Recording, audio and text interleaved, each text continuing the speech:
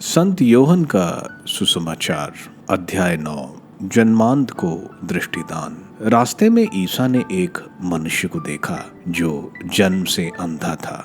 उनके शिष्यों ने उनसे पूछा, गुरुवर, किसने पाप किया था, इसने अथवा इसके माँ बाप ने, जो यह मनुष्य जन्म से अंधा है? ईसा ने उत्तर दिया, ना तो इस मनुष्य ने पाप किया और ना इसके माँ बाप ने। यह इसलिए जन्म से अंधा है कि इसे चंगा करने से ईश्वर का सामर्थ्य प्रकट हो जाए। जिसने मुझे भेजा, हमें उसका कार्य दिन बीतने से पहले ही पूरा कर देना है। रात आ रही है जब कोई भी काम नहीं कर सकता। मैं जब तक संसार में हूँ तब तक संसार की ज्योति हूँ। उन्होंने यह कहकर भूमि पर थूका, थूक से मिट्टी सानी और वह मिट्टी अंधे की आंखों पर लगाकर उससे कहा, जाओ सिलोम के कुंड में नहा लो। सिलोम का अर्थ है प्रेक्षित। वह मनुष्य गया और नहाकर वहां से देखता हुआ लौटा। उसके पड़ोसी और वे लोग जो उसे पहले भीख मांगते देखा करते थे बोले, क्या यह वही नहीं है जो बैठे हुए भीख मांगा करता था? कुछ लोगों ने कहा, हाँ, ये वही है। कुछ ने कहा, नहीं, यह उस जैसा कोई और होगा। उसने कहा, मैं वही हूँ। इस पर लोगों ने उससे पूछा, तो तुम कैसे देखने लगे? उसने उत्तर दिया, जो मनुष्य ईसा कहलाते हैं, उन्होंने मिट्टी सानी और उसे मेरी आंखों पर लगाकर कहा, सिलोम जाओ और नहा लो। मैं गया और नहाने के बाद देखने लगा। उन्होंने उससे पूछा, वह कहाँ है? और उसने उत्तर दिया, मैं नहीं जानता। फरीसियों की जांच पड़ताल। लोग उस मनुष्य को जो पहले अंधा था फरीसियों के पास ले गए। जिस दिन ईसा ने मिट्टी सानकर उसकी आंखें अच्छी की थी, वह विश्राम का दिन था। फरीसियों ने भी उससे पूछा कि वह कैसे देखने लगा। उसने उनसे कहा, उन्होंने मेरी आंखों पर मिट्टी लगा दी, मैंने नहाया और अब मैं देखता हूँ। इस पर कुछ फरीसियों ने कहा, वह मनुष्य ईश्वर के यहाँ से नहीं आया है, क्योंकि वह विश्राम दिवस के नियम का पालन नहीं करता। कुछ लोगों ने कहा, पापी मनुष्य ऐसे चमत्कार कैसे दिखा सकता है? इस तरह उनमें मतभेद हो गया।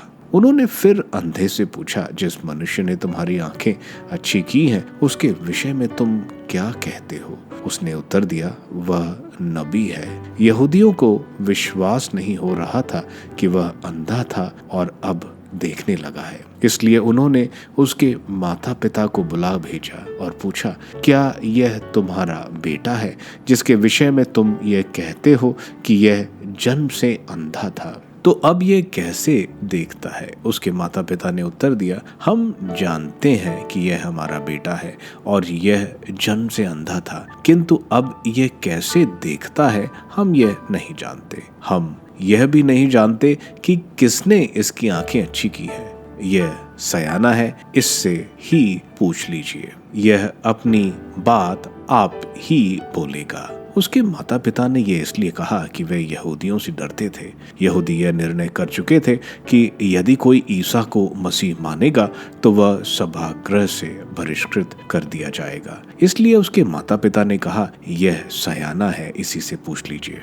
उन्होंने उस मनुष्य को जो पहले अंधा था फिर बुला भेजा और उसे शपथ दिलाकर कहा, हम जानते हैं कि वह मनुष्य पापी है। उसने उत्तर दिया, वह पापी है या नहीं इसके बारे में मैं कुछ नहीं कह सकता। मैं यही जानता हूँ कि मैं अंधा था और अब देखता हूँ। इस पर उन्होंने उससे फिर पूछा, उसने तुम्हारे साथ क्या किया? उसने तुम्हारी आंखें कैसे अच्छी की? उसने उत्तर दिया, मैं आप लोगों को बता चुका हूँ, लेकिन आपने उस पर ध्यान नहीं दिया। अब फिर क्यों सुनना चाहते हैं? क्या आप लोग भी उनके शिष्य बनना चाहते हैं? वे उसे बुरा भला कहते हुए बोले, तू ही उसका शिष्य बन जा।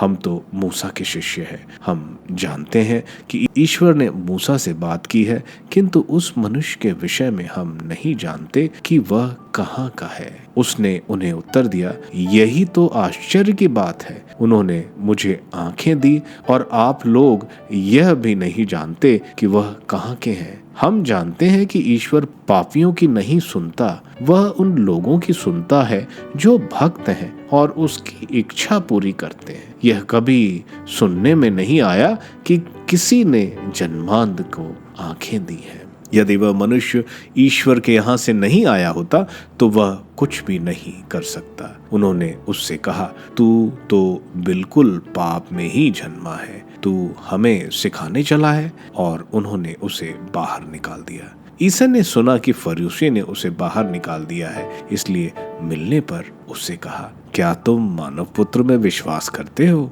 उसने उत्तर दिया, महोदय, मुझे बता दीजिए कि वह कौन है जिससे मैं उसमें विश्वास कर सकूं। ईसा ने उससे कहा, तुमने उसे देखा है, वह तो तुमसे बातें कर रहा है। उसने उन्हें दंडवत करते हुए कहा, प्रभु, मैं विश्वास करता हूँ। फरीसियों का पाप। ईसा ने कहा, मैं लोगों के पृथक्करण का निमित्त बनकर संसार में आया हूँ, जिससे जो अंधे हैं वे देखने लगे और जो देखते हैं वे अंधे हो जाएं। जो फरीसी उनके साथ थे वह यह सुनकर बोले, क्या हम भी अंधे हैं? ईसा ने उनसे कहा, यदि तुम लोग अंधे होते तो तुम्हें पाप नहीं लगता, परंतु तुम तो कहते हो कि हम देखते हैं, इसलिए तुम्हारा पाप बना रहता है।